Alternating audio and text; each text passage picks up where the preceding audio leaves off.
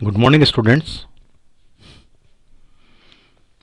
आज अपन elastic collision in two dimension के बारे में बात करेंगे। अभी तक अपन वन डायमेंशनल के बारे में बात कर रहे थे।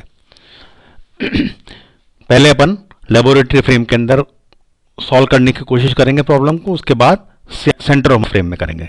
तो पहले लैब फ्रेम में लेते हैं ना कि लेबोरेटरी फ्रेम में m1 द्रव्यमान का गतिशील कण m2 द्रव्यमान के स्थिर कण से प्रत्यास्थ टक्कर करता है। ठीक है,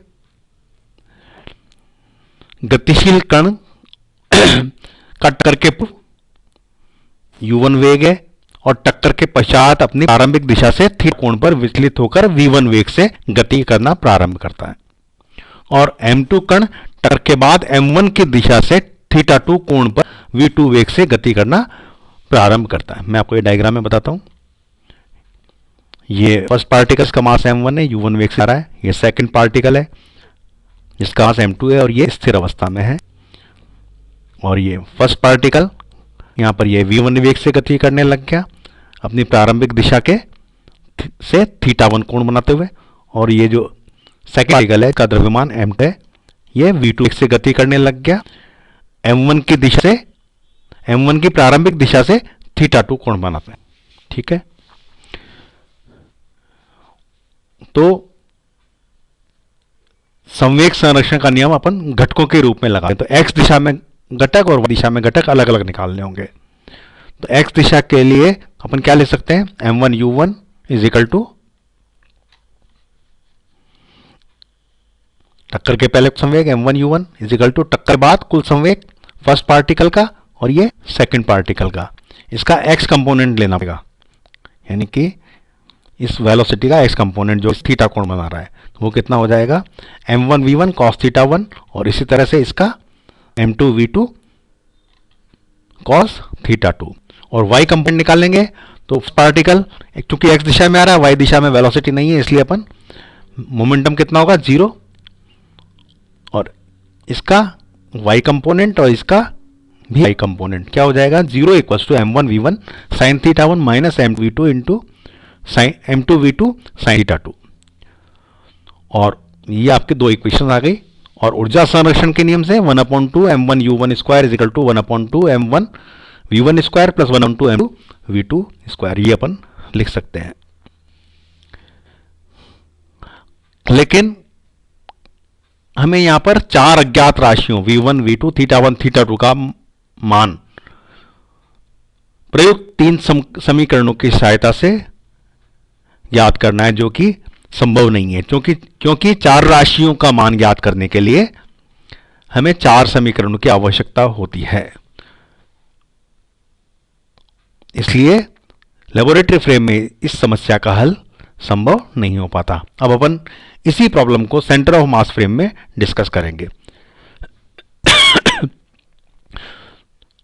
तो प्रयोगशाला निर्देश फ्रेम के सापेक्ष द्रव्यमान केंद्र का मान कितना हो जाएगा, VCM is equal to m1 u1 upon m1 plus m2। लीजिए ये क्वेश्चन नंबर 1 है, और द्रव्यमान केंद्र निर्देश फ्रेम में द्रव्यमान केंद्र स्थिर रहता है, इसलिए टक्कर से पूर्व m1 द्रव्यमान केंद्र निर्देश फ्रेम के सापेक्ष वेग कितना हो जाएगा, u1 dash is equal to u1 minus VCM।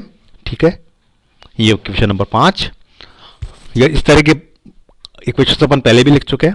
तथा टक्कर के पूर्व m2 कण का द्रव्यमान केंद्र निर्देश फ्रेम में वेग कितना हो जाएगा, u2 dash is equal to 0 minus VCM is equal to minus VCM, equation number 6।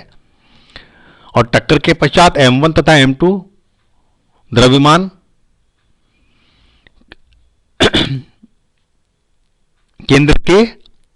केंद्र निर्देश फ्रेम के सापेक्ष वेग कितने हो जाएंगे, v1 डैश और v2 डैश, जो कि किसके बराबर होंगे, v1 dash is equal to v1 minus VCM और v2 dash is equal to v2 minus VCM, जो इक्वेशन नंबर 7 और 8 के द्वारा बताया जा रहा है। चूंकि द्रव्यमान केंद्र निर्देश फ्रेम द्रव्यमान केंद्र स्थिर होगा, अतः कुल संवेग का मान 0 होना चाहिए, इसलिए दोनों कणों के संवेग बराबर एवं विपरीत दिशा में होने चाहिए। सही है, तो अपन क्या लिख सकते हैं, m1 u dash is equal to minus m2 u2 dash तथा m1 v1 dash is equal to minus m2 v2 dash. ये आपकी इक्वेशन नंबर 9 और 10 है। 9 और 10 को अपन इस प्रकार से भी कर सकते हैं। m1 u1 dash is equal to m1 u1 dash का मान रख दिया into m1 into u1 minus VCM, उसके बाद VCM का मान रख दिया तो क्या आ गया m1 into u1 minus m1 u1 upon m1 plus m2, और इसको थोड़ा सॉल्व कर लिया तो कितना आ गया m1 m2 u1 upon m1 plus m2, यानी कि m1 u1 dash equals to कितना आया m1 m2 u1 upon m1 plus m2, इसके बराबर आ गया है। इसी तरह से माइनस m2 u2 डैश कितना आएगा m2 VCM, और वैल्यू रखने पर m2 m1 u1 upon m1 plus m2, एक ये वैल्यू आ अपने पास इसकी, ये वाली। तो उपरोक्त समीकरण से अपन क्या लिख सकते हैं m1 u1 dash is equal to minus m2 u2 dash. इसी प्रकार सिद्ध कर सकते हैं m1 v1 is equal to minus m2, sorry दोबारा रिपीट करता हूं, m1 v1 dash equals to minus m2 v2 dash. यह सेंटर ऑफ मास फ्रेम के अंदर टक्कर से पहले और टक्कर के पश्चात इस तरह की स्थिति होगी। तो टक्कर के पश्चात कणों की गति v1 डैश तथा v2 डैश होगी और एक दूसरे के विपरीत दिशा में होगी तथा कणों की गति प्रारंभिक दिशा के साथ समान कोण बनाती है। अब ये वाला जो कोण है ना, ये वाला, ये थीटा है, तो ये वाला कोण भी थीटा ही होगा। ये आपका m1 पार्टिकल है और ये आपका m2 पार्टिकल है। तो इक्वेशन नंबर 9 और 10 की सहायता से अपन ये भी लिख सकते हैं u2 dash is equal to minus m1 upon m2 into u1 dash is equal to v2 dash is equal to minus m1 upon m2 into v1 dash. तो इस तरह से u2 डैश और v2 डैश की value निकाली। Equation number 11 है ये।